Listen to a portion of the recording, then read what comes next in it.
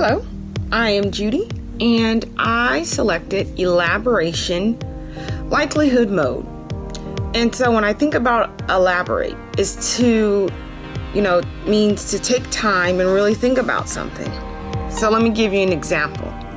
Recently, I changed hairdressers and I needed to find a new one. So I did my research. I had to go online. I found different hairdressers. There was one in particular that I was interested in, and I read all of her reviews. I looked at her clients' pages because I wanted to see if she did the kind of hairstyles that I was looking for. I compared pricings from her pricings to other hair salons in the area.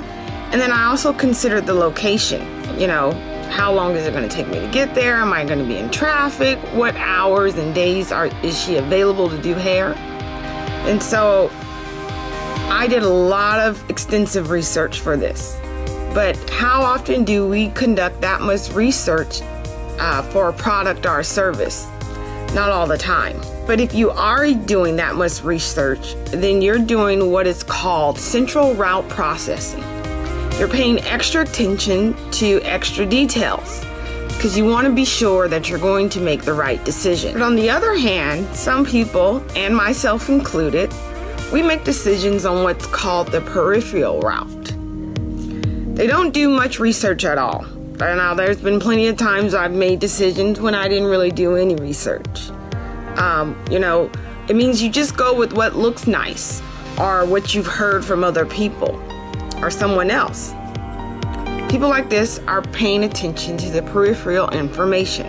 So you have your central route, which is when you do your research and making sure that you're making clear and correct decisions.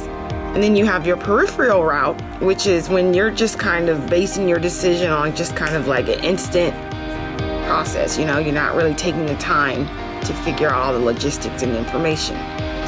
Now, those two routes consist of the elaboration likelihood mode.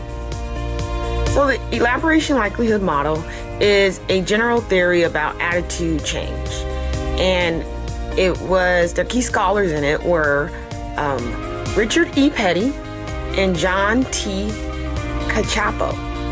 And what they wanted to do is provide general framework of how organizing and categorizing and understanding the basic process of underlining the effectiveness of persuasion communication, which is just, I'm really interested in. So Petty and Cacioppo noticed a major problem when facing attitude and persuasion.